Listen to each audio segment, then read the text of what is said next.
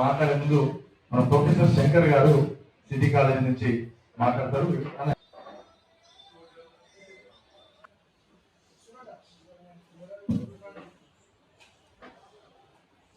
దాడులను ఖండించడానికి ఒక అద్భుతమైనటువంటి కార్యక్రమాన్ని ఏర్పాటు చేసినటువంటి తెలంగాణ రాష్ట్రాన్ని సాధించినటువంటి గొప్ప గొప్ప బంజారా నాయకుల చరిత్ర కలిగినటువంటి గొప్ప గొప్ప మేధావులందరూ ఈ సంఘటన ఇక్కడ నిలబడ్డందుకు వారందరికీ కూడా మనం అందరం కూడా ఒకసారి వాళ్ళకి సంఘీభావం వాళ్ళకు అండగా నిలబడడానికి సంసిద్ధులు కావాలని మనస్ఫూర్తిగా కోరుకుంటున్నాను.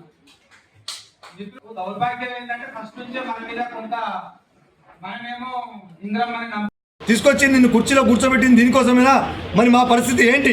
మా గిరిజనులను అమాయకులను ఇవాళ నీ పార్టీ కార్యకర్తలు ఉంటే తీసుకొచ్చి పోలీస్ స్టేషన్ నుంచి మర్యాదగా వాళ్ళకి ఇంటికి పంపించినావు. మరి అమాయక గిరిజనుల మీద కేసులు ఎందుకు పెడుతున్నావు? అంటే నీ ఉద్దేశం ఖచ్చితంగా భయభ్రాంతులకు గురి చేసి భూములను లాక్కోవాలని మాత్రమే కనబడుతూ ఉన్నది.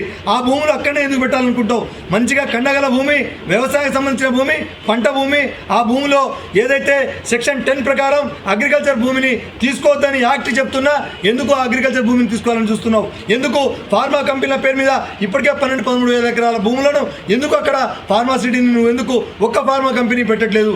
ఎందుకు నువ్వు ప్రభుత్వం లాగా వివరించకుండా ప్రభుత్వం ప్రజల కోసం కాకుండా ఏదైతే కార్పొరేట్ శక్తులకు ప్రభుత్వ భూములు కాకుండా ప్రైవేట్ భూములకు మధ్యవర్తిత్వం చేయడానికి ఒక మధ్యవర్తిత్వం చేసే రియల్ ఎస్టేట్ వ్యాపారికి మధ్యవర్తిత్వం చేసే విధంగా ప్రభుత్వం ఎందుకు వివరిస్తూ ఉందని ఈ సందర్భంగా ప్రశ్నించదలుచుకున్నాం. ఇది మంచి పద్ధతి కాదు. అమాయకుల గిరిజనుల నోరు కొట్టాలని, అమాయకుల గిరిజనుల జోలికి ఏ రకంగా తీసుకొని భయపెట్టి మీరు భూములు లాక్కోవాలని చూస్తే ఇవన్నీ మీరు అనుకుంటున్నారు.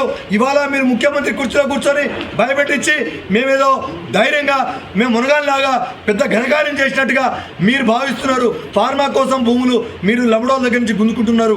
కానీ ఇది మేము కడుపులో పెట్టుకుంటాం. టైం వచ్చినప్పుడు, సమయం వచ్చినప్పుడు అది ఖచ్చితంగా ప్రస్ఫుటం అవుతుంది. రాసి పెట్టుకోండి.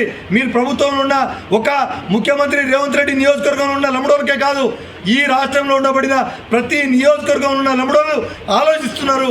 అందుకనే మేము పిలుపునిస్తున్నాం.